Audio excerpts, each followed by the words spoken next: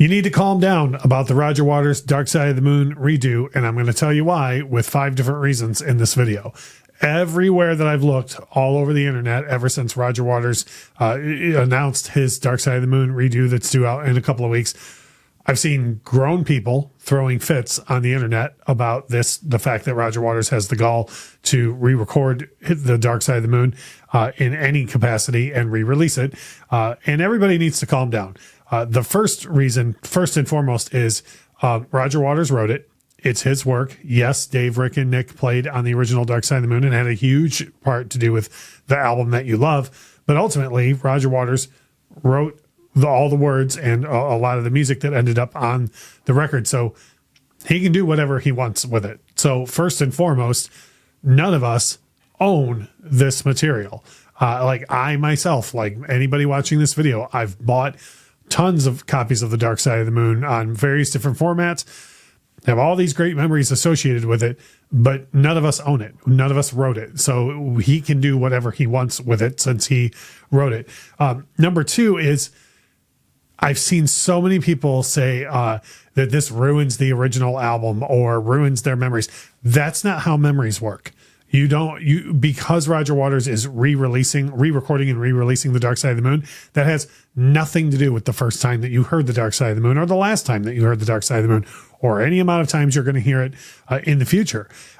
He's not even trying to replace the original album anyways. Like they're both going to coexist. It's not like this is something they've announced is replacing the Dark Side of the Moon or someone's coming to take your copy of the Dark Side of the Moon away. You can listen to whatever version. You don't ever have to listen to any version of any song from Roger's redo if you don't want to. Another thing that is astounding to me that people seem to have very, very short memories on is Pink Floyd, without Roger Waters, have already re-recorded and re-released the Dark Side of the Moon on their own. In 1995 when they released the album Pulse, which is a live album from the Division Bell tour. I saw a couple shows on that tour. I bought Pulse. I like it. Sure, it's like a 1-to-1 copy of the album, like they're doing the album version of it live, but still, Rick Wright, Nick Mason, and David Gilmour have re-recorded the Dark Side of the Moon and released it without Roger Waters. And not only did no one throw a fit, like I keep seeing on social media, but people enjoy it. It was huge selling when it came out. People still love it. Many people prefer the version of the Dark Side of the Moon that's on there to even the original.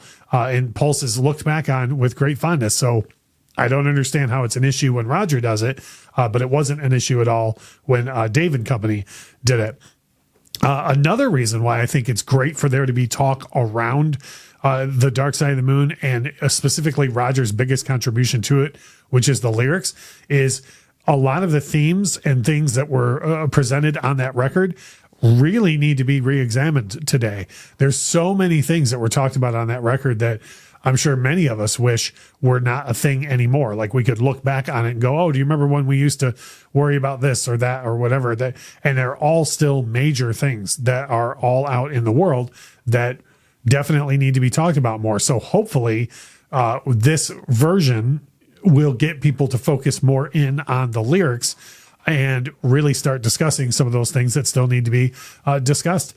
The last point and the biggest reason why I think it's okay to calm down about all of this is something I touched on a little bit earlier.